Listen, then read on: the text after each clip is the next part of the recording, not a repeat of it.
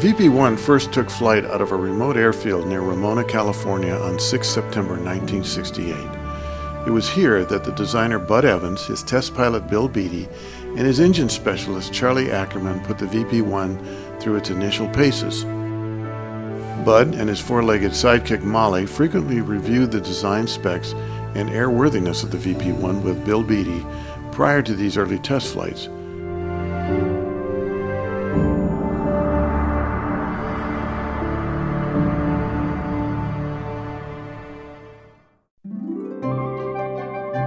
Bill was an experienced fighter pilot who pushed the Vp-1 to its engineered limits, including repeated takeoffs and landings, stalls, dead stick glide ratios, and acrobatics. All modifications to the final design were the product of this extensive flight evaluation program, which was intended to meet FAA standards for commercial production.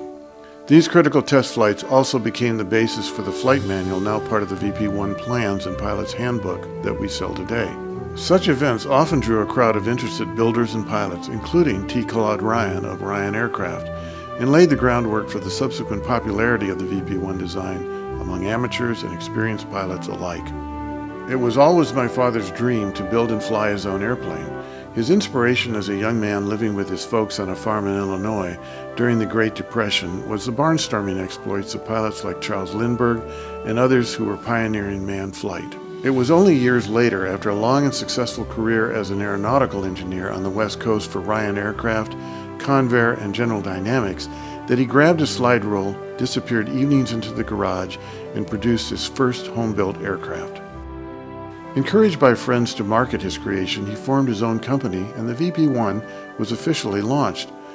As a professionally engineered airplane, it quickly proved to be a popular, inexpensive to build, and reliable answer to a wide variety of sport aviation enthusiasts. Whether amateur, commercial, or experienced military pilots, all were eager to experience the simple pleasures of seat-of-the-pants aviation. Moreover, the Volksplane helped to foster the emergence of the emerging home-built market within the EAA.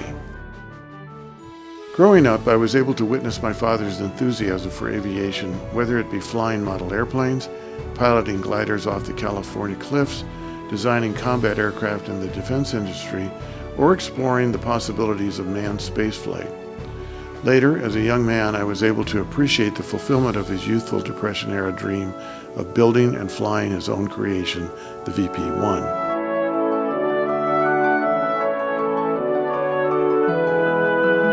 At the end of his life in 2009, it remained his dream and hope that his unique contribution to the home-built aviation market would continue and remain part of the legacy of sport aviation. As the manager of Evans Aircraft, it is my privilege to continue his legacy and to keep that dream alive among like-minded enthusiasts now and in the future.